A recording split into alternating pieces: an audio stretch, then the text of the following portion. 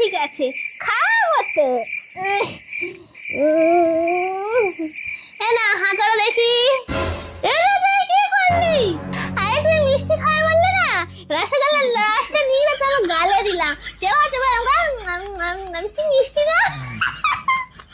এই মানবীরা খুব